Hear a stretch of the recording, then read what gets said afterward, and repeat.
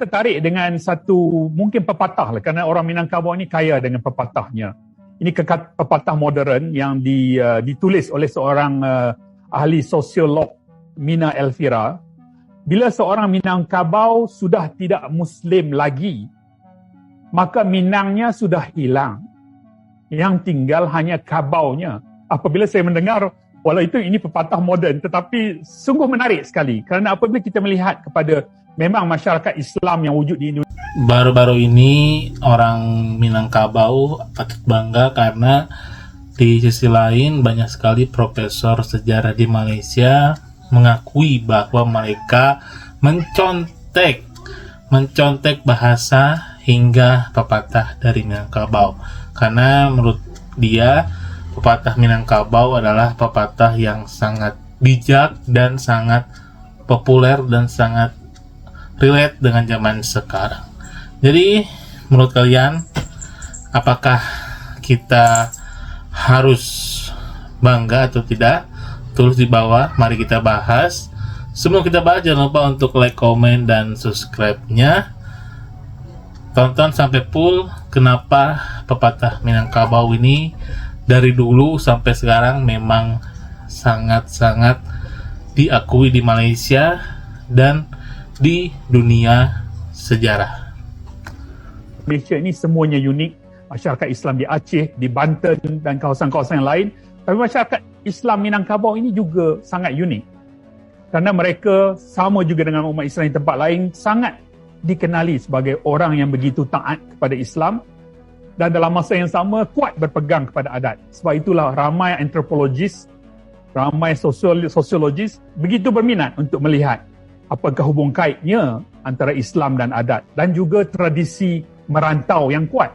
Sedangkan tokoh yang kita bincang hari ini sendiri, Syekh Ahmad Al-Khatib Al-Minangkabawi dan Syekh Tahir Jalaluddin, anak asal Minangkabau dan akhirnya beroperasi di alam rantau.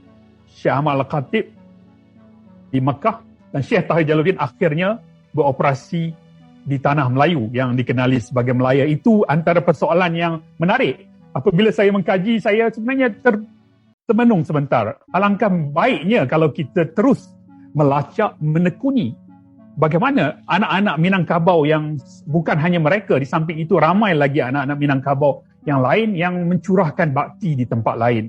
Ini adalah perkara yang sangat menarik. Hari lahir Syekh Tahir Jalaluddin. Beliau dilahirkan pada tahun 1869 di Kota Tua 4 Angkat di daerah Balai Gurah Bukit Tinggi, dan seperti juga Syekh Ahmad Al-Khatib, mereka adalah sepupu di sebelah emak, sebelah ibunya. Sepupu sebelah ibu dalam konteks Minangkabau adalah lebih rapat daripada sepupu sebelah bapa. Dan Syekh Tahir Jalaluddin dilahirkan dalam sebuah keluarga yang sangat dihormati. Sama dari segi ilmu agamanya, kalau kita melihat dari sebelah bapa, beliau adalah merupakan 3 generasi mereka adalah pejuang islah di Minangkabau dan di dunia Islam. Kalau melihat kepada, kita panggilnya, kalau great grandfather itu moyangnya ialah Tuanku Nantua. Tuanku Nantua yang sangat hebat, yang sangat dikenali apabila kita berbincang tentang gerakan Padri. Dan kita tahu gerakan Padri itu terbahagi kepada 2. Satunya adalah gerakan yang militan dan radikal yang diketuai oleh Tuanku Nan Renceh dan juga Harimau Nan Lapan. Tuanku Nan Tua ini adalah maha guru besar kepada Harimau Nan Lapan. Maknanya dia adalah harimau yang lebih harimau daripada harimau yang lain. Yang lebih hebat daripada Tuanku Nan Renceh. Sebab itulah apabila gerakan reform di Indonesia ini, yang dipanggil gerakan Padri ini, di peringkat awalnya mereka memujuk Tuanku Nan Tua supaya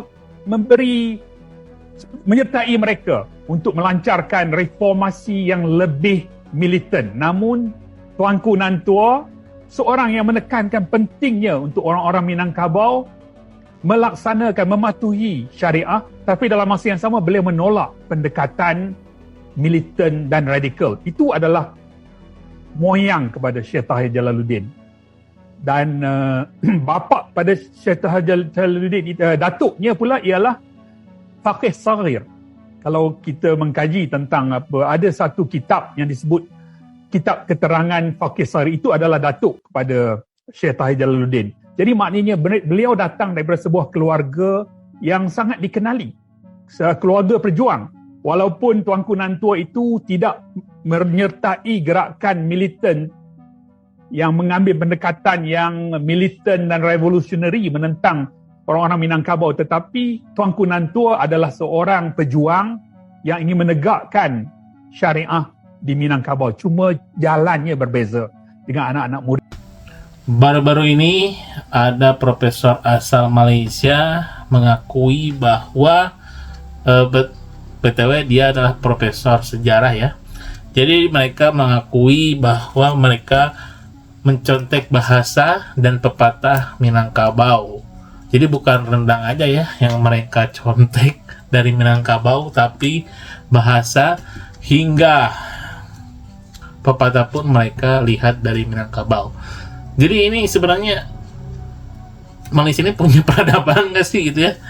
Kenapa selalu dari Sumatera dan dari Indonesia, Jawa dan lain-lain? Mereka seperti kayak kehilangan arah gitu ya. Tapi yaudah. Jadi intinya kita patut bangga ya. Dari dulu sampai sekarang pendidik atau tokoh sejarah dari Minangkabau ini selalu menjadi tokoh yang paling kita lihat paling pintar ya. Contohnya Bung Hatta gitu. Bung Hatta adalah wakil presiden Indonesia pertama yang mengakui bahwa atau mempunyai IQ rata-rata tinggi gitu ya. Dia bisa beberapa bahasa dan gagasan-gagasan beliau pun sampai sekarang masih dipakai ya, seperti koperasi dan lain-lain. Jadi menurut kalian orang Minangkabau ini bukan Bung Hatta aja ya, tapi banyak sekali tokoh Minangkabau yang ada di sejarah Indonesia itu selalu digambarkan cerdas dan mempunyai integritas tinggi. Dan Bung Hatta pun pernah mencetuskan RIS ya, sangat mendukung RIS karena kalau kalian tahu gitu, RIS itu seperti Republik Indonesia Serikat, seperti di Amerika Serikat gitu ya. Dia mempunyai beberapa negara bagian. Menurut Bung Hatta itu adalah cara untuk Indonesia bisa memakmurkan seluruh Indonesia.